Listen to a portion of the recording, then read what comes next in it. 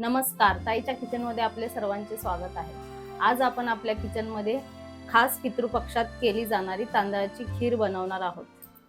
तांदळाची खीर बनवण्यासाठी इथे मी एका पातेल्यात 1 लिटर दूध गरम करून घेतलेलं आहे। तांदळाची खीर बनवण्यासाठी मी हे अर्धी वाटी बासमती तांदूळ घेतलेले आहेत आणि हे 2 ते 3 वेळा स्वच्छ धुवून घेतलेले आहेत। हे आपल्याला भिजत वगैरे ठेवायचे नाहीयेत।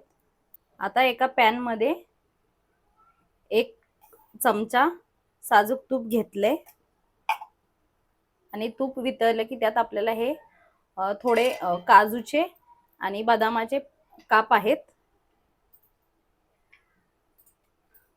हे तुम्ही तुमच्या आवडीनुसार घेऊ शकता। मी इथे 5-6 काजू आणि 5-6 बदाम यांचे काप करून घेतलेले आहेत आणि तांदळाच्या खिरीमध्ये नसले तरी पण चालतात।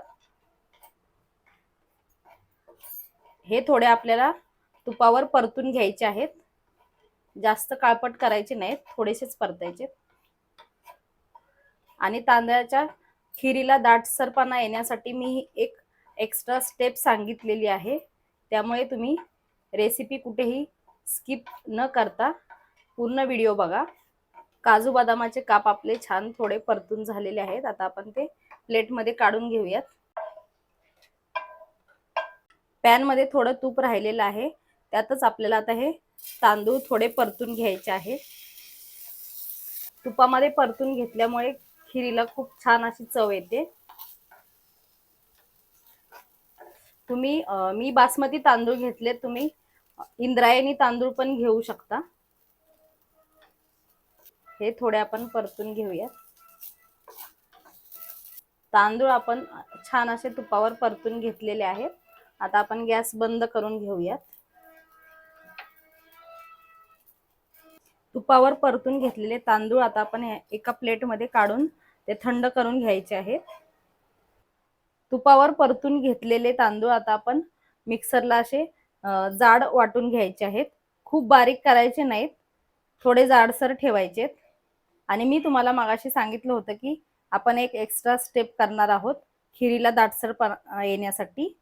त्यासाठी मी जे आपण अर्धा कप तांदूळ घेतले होते त्यातले 2 चमचे तांदूळ आणि 5-6 काजू आणि 5 ते 6 बदाम अर्ध्या तासापूर्वी भिजत घातले होते। त्यातले आता आपण बदामाच्या साली काढून घ्यायचेत। भिजत घातल्यामुळे त्याच्या साली लवकर निघतात।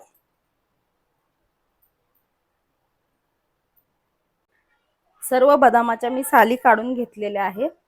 आता आपण ही पाण्यासकट पेस्ट करायची आहे। पाणी जास्त झालं असेल तर थोडे कमी करा। अशा प्रकारे मी तांदूळ असं रवाळ असं बारीक करून घेतलेला आहे आणि ही तांदूळ बदाम आणि काजूची पेस्ट करून घेतलेली आहे। आता आपण खीर बनवायला घेऊयात। आता आपण गॅस चालू केलेला आहे। मी मगाशी दूध तापवून गॅस बंद करून घेतला होता। आता दुधात आपल्याला ही बारीक केलेले तांदूळ घालायचे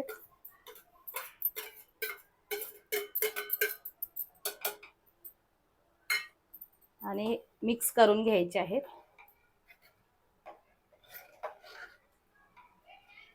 दुधाला चांगली आता उकळी काढायची आहे आपल्याला। दुधाला उकळी आलेली आहे। आता आपण गॅस कमी करायचा आहे आणि ही काजू बदाम आणि तांदळाची पेस्ट त्यात घालायची।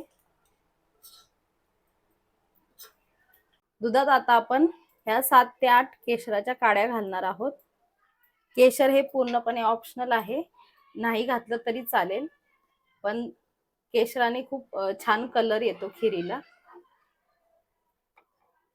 हे आता आपण थोडंसं हलवून मंद गॅसवर 10 ते 15 मिनिटं तांदूळ शिजेपर्यंत खीर शिजवून घ्यायची आहे।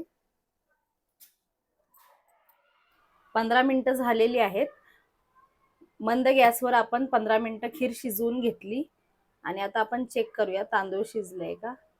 तांदूळ एकदम छान शिजलेला आहे आणि खिरीला पण तुम्ही बघू शकता आताच किती दाटसरपणा आलेला आहे आणि केशरचा पण छान रंग उतरलाय त्यात।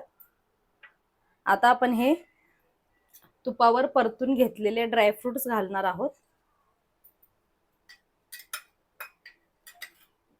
आणि ही 1 वाटी साखर घालायची आहे.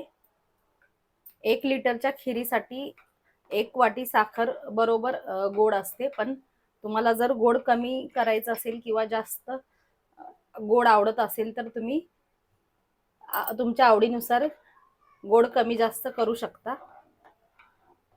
आता हे आपल्याला साखर विरघळेपर्यंत फक्त शिजवून घ्यायचं आहे.